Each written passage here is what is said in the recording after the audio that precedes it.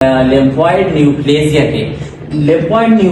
के हमारे पास multiple classification है, मल्टीपल एक्सपर्ट ने इसकी क्लासिफिकेशन की, लेकिन जो रिसेंटली ऑथेंटिक क्लासिफिकेशन है वो की है वर्ल्ड हेल्थ ऑर्गेनाइजेशन ने, WHO ने, वर्ल्ड हेल्थ ऑर्गेनाइजेशन से ने जो लिम्फॉइड न्यूप्लेसिया की क्लासिफिकेशन की है उसके मुताबिक ये सब 4 क्लासेस है, यानी pre B cell leukaemia, peripheral B cell neoplasia, इस तरह टी सेल और NK सेल, प्रिकर्सर सेल की न्यूप्लेसिया और इस तरह peripheral T cell and natural killer cell neoplasia. सबसे अब ये वाली जो क्लासिफिकेशन थी ये किस बेस पे की है वर्ल्ड हेल्थ ऑर्गेनाइजेशन ने, ये डिपेंड कर रहा होता है कि वो कौन सी क्लास में होगा, डिपेंड कर रहा होता है कि न्यूप्लास्टिक ग्रोथ प्रिकर्सर सेल के यानी जो प्रोजेनेटर सेल्स होते हैं बी सेल, टी सेल और नेचुरल किलर सेल का, उसके कौन से स्टेज के अंदर न्यूप्लास्टिक वाली ग्रोथ स्टार्ट हो गई। लेट्स सपोज ये वाले जो सेल है, जैसे कल हमने बात की थी कि इसको हम कहते हैं कि ये ब्लास्ट सेल है। ये ब्लास्ट सेल मींस के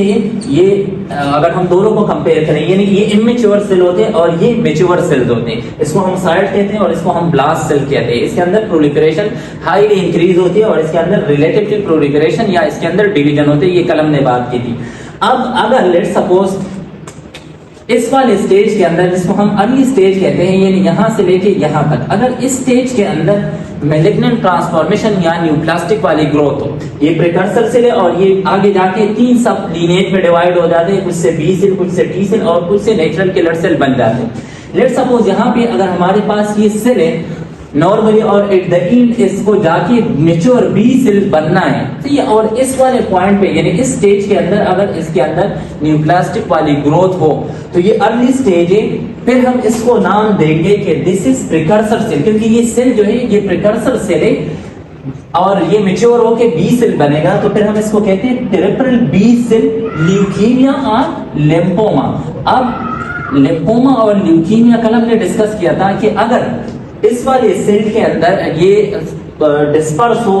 थ्रू आउट द बोन, पूरे बोन के अंदर डिफ्यूज हो और इसके अलावा लेस सर्कुलेशन में भी लेस हो, तो हम इसको फिर कहेंगे कि दिस इज कॉल्ड ल्यूकीमिया, क्योंकि ल्यूकीमिया भी हो सकता है बी सेल का और लिम्फोमा भी हो सकता है। इसके अपोजिट अगर यही बी सेल से इसके अंदर मैलिग्नेंट ट्रांसफॉर्मेशन या न्यूप्लास्टिक ग्रोथ हो और एक मास बना हो किसी फिक्स पॉइंट पे, लेट्स सपोज कि ये B cell normal B cell और फिक्स पॉइंट बनाया हुआ है इसने, तो फिर हम इस वाले क्लिनिकल प्रेजेंटेशन को, इस न्यूप्लाज्म को फिर हम नाम देंगे कि दिस इज कॉल्ड लिम्फोमा। तो प्रीकर्सर बी सेल ल्यूकीमिया का मतलब होता है कि early stage of B cell, ठीक है, यानी जो आखिर में मैच्योर बी सेल बनना है, अगर उसके अर्ली स्टेज के अंदर मैलिग्नेंट न्यूप्लास्टिक वाली ग्रोथ हो तो फिर हम उस वाले ल्यूकीमिया को लिम्फॉइड न्यूप्लेसिया को फिर हम नाम देते हैं प्रिकर्सर बी सेल ल्यूकीमिया या lymphoma.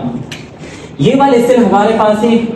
Mature cell B cell, ठीक है। अब यहाँ के अंदर अगर इसको हम लेटर स्टेज का नाम दे दे, यहाँ से लेके यहाँ तक, तो इसके अंदर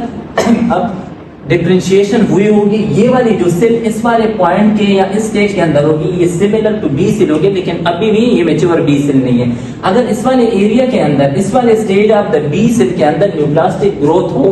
तो फिर हम इसको नाम देते हैं, क्योंकि ये पेरिफेरी में होता है, ठीक है, ये वाले सेल अब पेरिफेरी में, फिर हम इस वाले लिम्फॉइड न्यूप्लेसिया को नाम देते हैं पेरिफेरल बी सेल न्यूप्लेसिया, ठीक। इस तरह अगर प्रिकर्सर टी सेल के एक सेल है, सपोज हमारे पास ये सेल है और ये आखिर में जाके टी सेल या नेचुरल किलर सेल बनेगा, इस वाले सेल के अंदर अगर मैलिग्नेंट ट्रांसफॉर्मेशन हो और अर्ली स्टेज के अंदर हो तो फिर हम इस वाले न्यूप्लास्टिक ग्रोथ को नाम देंगे कि this is precursor T cell in natural killer cell neoplasia. Similar अगर इस वाले स्टेज के अंदर न्यूप्लास्टिक ग्रोथ ना हो और लेटर स्टेज के अंदर, लेट्स सपोज इस वाले स्टेज के अंदर और यहाँ पे इस वाले स्टेज के अंदर न्यूप्लास्टिक ग्रोथ स्टार्ट हो, तो यहाँ हमें पता है कि ये वाली जो कंडीशन है यहाँ पे लेस ग्रोथ होते हैं, ये वाली प्रोग्रेसिव यानी इसके अंदर जो प्रोलिफरेशन वाला प्रोसेस होता है वो डिक्रीज होता है या कम होता है एज कंपेयर टू इस वाले स्टेज के अंदर। तो इस वाली कंडीशन के अंदर जहाँ पे बी सेल, टी सेल और नेचुरल किलर सेल यानी लेटर स्टेज के अंदर अगर उसके अंदर न्यूप्लास्टिक ग्रोथ होती है तो ये वाली कंडीशन डेवलप हो जाती है, इसमें टाइम लगता है, तो इसको हम फिर नाम देते हैं कि ये क्रोनिक कंडीशन भी है। और ये वाला अगर यहाँ पे मैलिग्नेंट ट्रांसफॉर्मेशन होती है तो इसको हम फिर नाम देते हैं एक्यूट। अगर इस वाले प्रिकर्सर सेल के अंदर न्यूप्लास्टिक ग्रोथ हो जो आखिर में मैच्योर टी सेल जिसको बनना है, ठीक, फिर हम इस वाले न्यूप्लाज्म को फिर नाम देंगे कि precursor T cell and natural killer cell neoplasia. अगर इस वाले अर्ली स्टेज के अंदर इसके अंदर कोई ट्रांसफॉर्मेशन नहीं है, मैलिग्नेंट ट्रांसफॉर्मेशन इस वाले स्टेज के अंदर है या यहाँ पे इस वाले स्टेज के अंदर है, तो अब ये मेच्योरेशन के करीब है, यानी मेच्योर नेचुरल किलर सेल और जो मेच्योर टी सेल्स है उससे मिलता जुलता है, नहीं कि तकरीबन मेच्योर हो गया लेकिन fully mature fully functional cells नहीं है। फिर हम इसको नाम देते हैं कि this is called peripheral T cell and natural killer cell nucleus.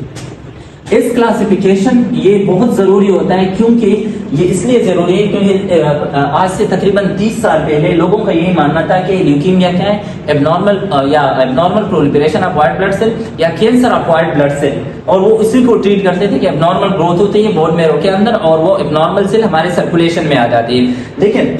अब डॉक्टर इस नतीजे पे पहुंच गए कि उनको ये भी पता है कि प्रिकर्सर बी सेल ल्यूकीमिया क्या है, इस तरह peripheral B cell leukaemia neoplasia, peripheral T cell और नेचुरल किलर सेल न्यूक्लेजिया, और इस तरह प्रिकर्सर टी सेल और नेचुरल किलर सेल न्यूक्लेजिया क्या होता है वो ये डिफरेंशिएशन आसानी से कर सकते हैं जब वर्ल्ड हेल्थ ऑर्गेनाइजेशन ने इनकी क्लासिफिकेशन बता दी। अब जरूरी ये क्यों है, क्योंकि इस वाले